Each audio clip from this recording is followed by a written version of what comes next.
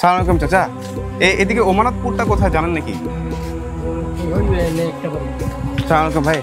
আচ্ছা, এদিকে ওমানাতপুর গ্রামটা কোথায়? ভাইজান, এদিকে ওমানাতপুরটা কোথায় জানেন? ওমানাতপুরটা এই যে সামনে গিয়া বন্ধের মাঝখানে একটা বাড়ি। রাস্তাটা কোথায় আসলে? এই দিক দিয়ে গিয়া বাদে ওনার বাড়িতে গেলে টাইল দিয়ে যাওয়ার লাগে। পুরা গ্রামে দুইজন, একটা বাড়ি একটা গ্রাম, মাত্র দুইজন বসবাসী আছে। চাচা চাচা, এটা আমরা এখন কোন গ্রামে আছি? এটা রামগোবিন্দ। আচ্ছা, আমরা তো ওমানাতপুরে যাব, এইখানে কিভাবে যাব?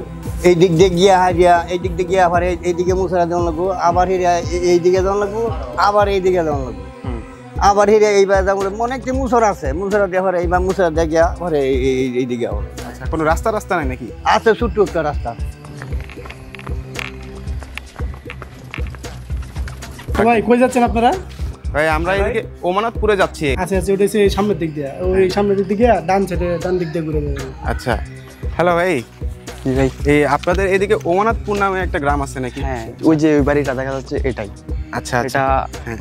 এখন সিরাজুল সরকারের বাড়ি। এটা এখানে যাওয়ার উপায় কি? যাওয়ার উপায়, এই দিক দিয়ে একটা রাস্তা আছে, রাস্তা বলতে একটা আইল, ছোট একটা আইল, আইল দিয়ে যাইতে হয়। এটাই হইলো আমার বাড়ি। গ্রামের নাম হলো ওমানাতপুর, একটি মাত্র মৌজা, একটি মাত্র বাড়ি। অনেকেই আসে দেখবার। আর ইউনিয়নবাসী যারা মানে ইলিটারেট পার্সন, হ্যাঁ কিন্তু অনেকেই এই নলেজ নাই। যারা মানে লিটারেট পার্সন, অন্তত 10 লোকেই জানে যে একটি মাত্র মৌজা, একটি মাত্র বাড়ি। আর আমি এই উপজেলা যে পেশায় আমি নিয়োজিত, দলিল লেখক ভাইয়েরা, আরো অন্যান্য মিডিয়া, এই যে সাংবাদিক, তারাও জানে যে আমার একটি মাত্র মৌজা। আমার রহস্য করিয়া মানে হাসি আমার বলে যে আমি এক মৌজার জমিদার। দুইজন, আমার স্ত্রী এবং আমরা দুইজনের এই গ্রামের ভোটার। যখন নির্বাচনী কেন্দ্রে যায়, তখন তাদের কাছে ইয়াতে চার্ট থাকে, তখন আমি গিয়ে বলি যে মৌজা ওমানাতপুর নাম্বার 1 সিরিয়াল। মাস্টাররা যে ডিউটি করে, এই যে নির্বাচনের ডিউটি, হ্যাঁ বলে যে আমার পায়া হাসে, আরে আপনি তো এই গ্রামের জমিদার। এই পুরা এই মহল্লাটা লইয়া একটা গ্রামে এই একটা বাড়ি, এইটা তার নামই হচ্ছে ওমানাতপুর। এটা মনে করেন তারা এই অনেক বছর ধরে তারা এই রাস্তা দিয়ে যাতায়াত করে, অন্যের জমিনে আইল দিয়ে আইয়ে এটা এইভাবেই আইতাছে অনেক বছর ধরে। আমার জন্মের পর থেকে দেখে আইছি। গ্রামটা একটু বড়, জমিনটা এই কয়েকজনের আছে, কিন্তু এই বাড়িটা একজনের না, অন্যদের জমি আছে, এখানে কোনো বাড়ি নাই। এই একটা মৌজার মধ্যে একটা বাড়ি, এইরকম তো কখনো শুনি নাই। আর এইটাও যে এখানে যে ওমানাতপুর একটা গ্রামে একটা বাড়ি, এটাও আগে জানতাম না। কিছুদিন আগে একটা নিউজ হয়েছে, যে এই নিউজেতে পরে শুনলাম এখন মানুষ মানে আইয়ে ঘোরাফেরা করার জন্য। না, আমার কাছে খুব ভালো লাগে, আমি আনন্দিত। আমার বাড়িতে ওয়ালা থাকে না, ওয়ালা মানে জমি জমা নাই। আমার বাড়িতে আপনার ওয়ালা হিসাবে সহযোগিতার জন্য, মানে সাহস শক্তির জন্য রাখছি কয়েক বাড়ি। এই ফুলাফান টোলান সহ থাকছে। আমারও মনের মধ্যে একটা আনন্দ লাগছে, শক্তি রয়েছে মনের মধ্যে।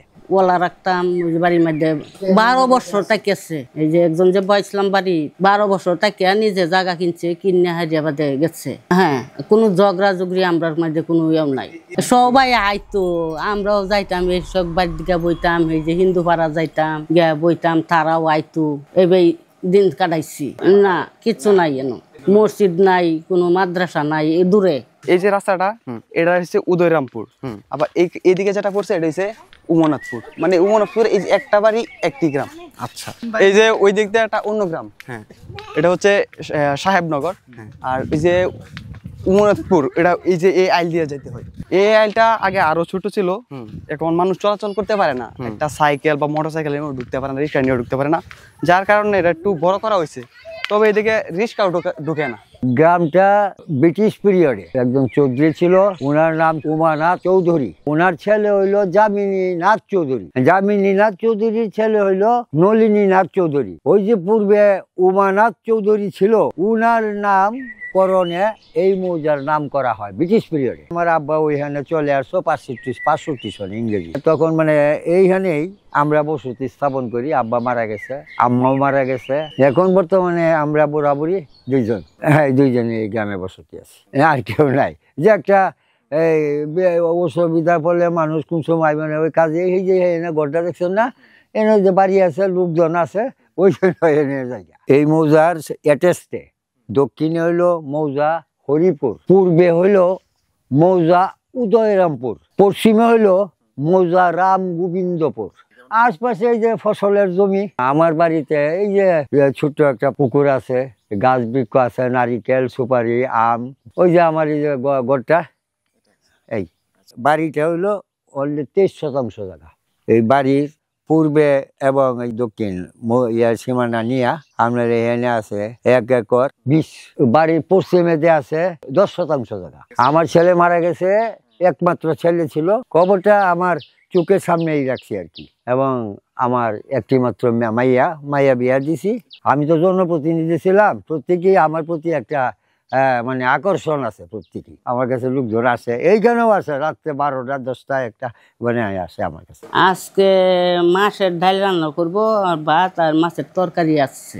2 জন মানুষ, এই যে অনেক ডাল হইলেই 2 জন মানুষ, 2 জন বয়স্ক, রাত্রি বেলে একটা আহুত বিহুত বইলে তখন একটা লোক নাই বাড়াত, আমি সারা রাত চিকার ফেলে তো কেউ আইতো না। তারপরে হেন জায়গা বাদে কইতে বাড়ি হেন গিয়া করি, এই বাড়ির মাঝে তালা মারিয়া থই আর রাত্রে যাই গে হেন বাদে বেন তো সহালে